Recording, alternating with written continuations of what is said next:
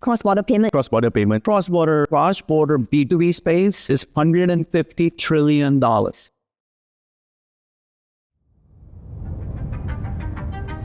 Asia-Pacific is home to 60% of the world's population and is fast becoming the economic epicenter of the world.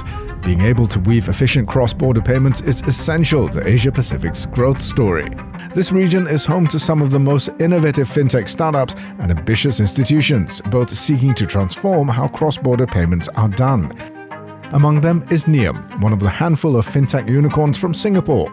From its humble beginnings in 2014, focusing on consumer remittance, the company has grown to be a cross-border payments powerhouse with a strong B2B focus. The cross-border B2B space is $150 trillion. The B2C space is $2.8 trillion.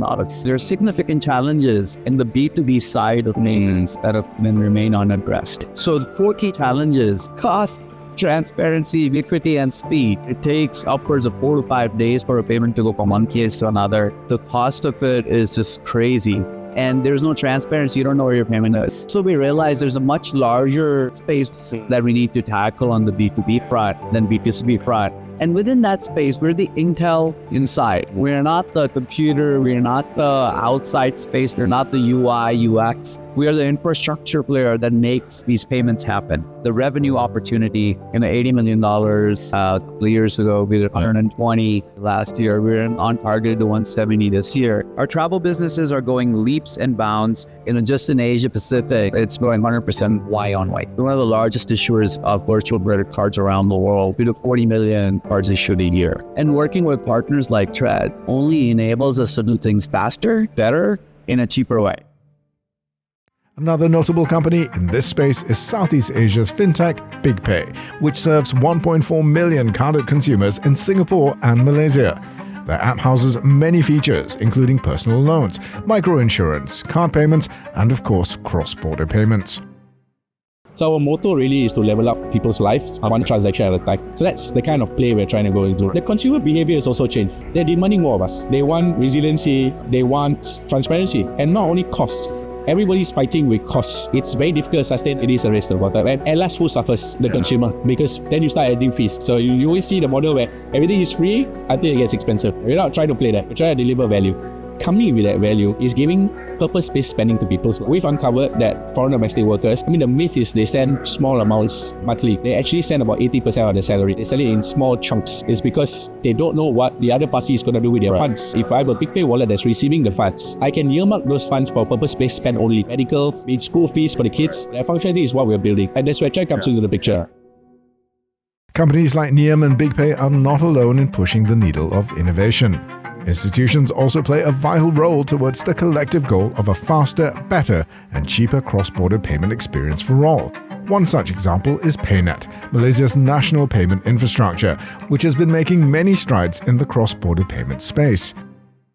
But if I think of a world where commerce, trade, travel is so fluid, to me the possibilities are endless. And I think that is a vision that will power the future of the planet. Our role as the national payments infrastructure is to basically build the highways, build the roads that connect countries now instead of just inside Malaysia. So the Bank Negara's vision, they told me very clearly, was they want to make sure that Malaysians can go other places and use their existing payment devices.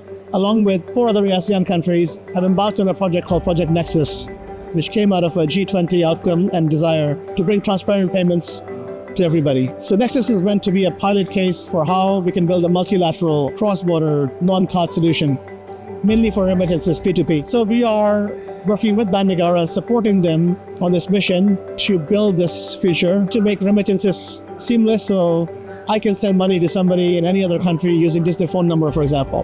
That has tremendous benefits for end users. We're going to continue to build these bilateral relationships, which is, again, we're just laying the foundation, laying the groundwork, building the infrastructure for more of these relationships to come.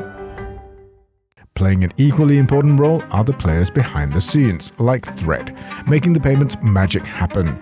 With their expertise, they've helped many ambitious innovators like BigPay, Nium, and many others become digital payment pioneers. We have actually in the past helped a number of fintech unicorns like Revolut to Neam expand from one market to multiple markets. I think Thredd as an issue processor, we are well positioned to help fintechs drive cross-border payment efficiency and also improve the payment experience for several reasons. I think first and foremost, Thredd, we have been in this industry for more than 10 years. We are considered like market leading in our home market in EU, UK, and we are able to actually leverage such rich experience and also the understanding of payment complexity, to also bring them across to Asia Pacific to help more fintechs in Asia Pacific navigate all these complexities. We have a proven and robust technical infrastructure. This includes a comprehensive library of APIs and also fraud prevention tools,